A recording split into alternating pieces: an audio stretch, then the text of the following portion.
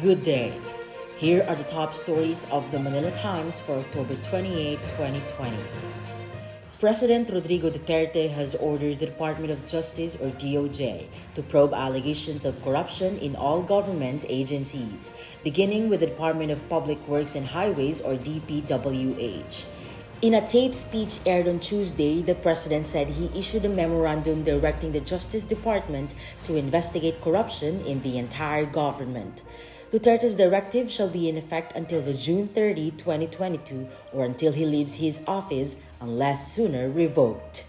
Senate President Vicente Soto III said the early submission of the proposed 2021 4.5 trillion General Appropriations Bill by the House of Representatives will ensure its passage before the end of December. Speaker Lord Alan Velasco transmitted to the Senate on Tuesday afternoon one set of hard copies of the budget measure. The HOR also provided a USB containing the soft copy of the General Appropriations Bill. Velasco, who signed the bill at 3:40 p.m., said the record-high budget was designed to further strengthen government response and stimulate economic recovery in the wake of the coronavirus pandemic. The National Capital Region or Metro Manila will remain under General Community Quarantine or GCQ from November 1 to 30, President Rodrigo Duterte said on Tuesday. He made the announcement following a meeting with the Interagency Task Force for the Management of Emerging Infectious Diseases. The provinces of Batangas and Lanao del Sur and cities of Iloilo, Bacolod, Tacloban, and Iligan will also be under GCQ for a month. The president said community quarantine measures would still be enforced not to make people's lives miserable, but to ensure their protection since coronavirus cases are still rising. For the first time, the presence of water on the moon's sunlit surface has been confirmed, scientists reported on Monday, Tuesday in Manila. More than 15,400 square miles or 40,000 square kilometers of lunar terrain have the capability to trap water in the form of ice, according to a team led by the University of Colorado's Paul Hayne. NASA's astrophysics director Paul Hertz said, however, it's too soon to know whether this water, found in and around the southern hemisphere's sunlit Clavius crater, would be accessible. In other local news, Senate Majority Leader Juan Miguel Zubiri and Senator Emmanuel Joel Villanueva sought a thorough investigation on the reported maltreatment of a Filipino household worker by Philippine Ambassador to Brazil Marichu Mauro. Mauro, a career diplomat, was caught on CCTV maltreating her unidentified Filipina staff on several occasions. The video footage was shown on the Brazilian news channel Globo News on Sunday and was picked up by international news organizations. Foreign Affairs Secretary Teodoro Locsin Jr. recalled Mauro to face investigations in the Philippines. Authorities on Tuesday reported that 4 persons drowned, 13 were missing, and 3 were injured at the height of Typhoon Quinta with international name Molave.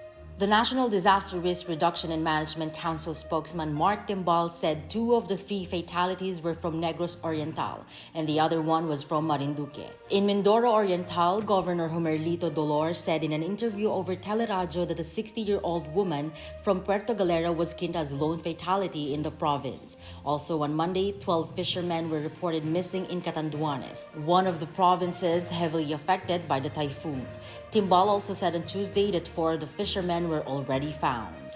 In world news, long-term exposure to air pollution may be linked to 15% of COVID-19 deaths globally, according to research published on Tuesday that highlights the health risks posed by greenhouse gas emissions. Previous research showed how air pollution from exhaust fumes and factories takes 2 years off the life expectancy of every man, woman, and child on Earth. In the top story for business, the Bangko Sentral ng Pilipinas or BSP sees a deeper contraction of the Philippine economy this year. During the general membership meeting of the Bank Marketing Association of the Philippines on Tuesday, BSP Governor Benjamin Jokno said the country's gross domestic product or GDP is likely to shrink by 7 to 9% this year. Jokno told the Manila Times in a message that the figure is the BSP's unofficial estimate based on the first semester's actual performance. Over to sports, the Los Angeles Dodgers, one win away from ending a 32-year World Series title drought, are trying to keep their focus on the nuts and bolts of Tuesday's Wednesday in Manila, Game 6 against the Tampa Bay Rays. Rookie pitcher Tony Gonsolin will start Game 6 for the Dodgers on Tuesday, while the Rays will send ace pitcher Blake Snell to the mound at Globe Life Field in Arlington, Texas, the first neutral venue for a World Series in baseball history.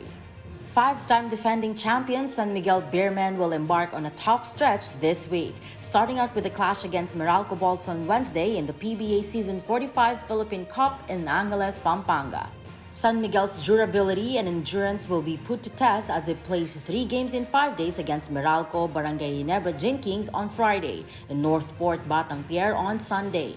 The Beermen look to carry the momentum from the 92-88 win that gave them their first back-to-back wins and snapped Alaska's 3-game win streak in the PBA bubble last Saturday.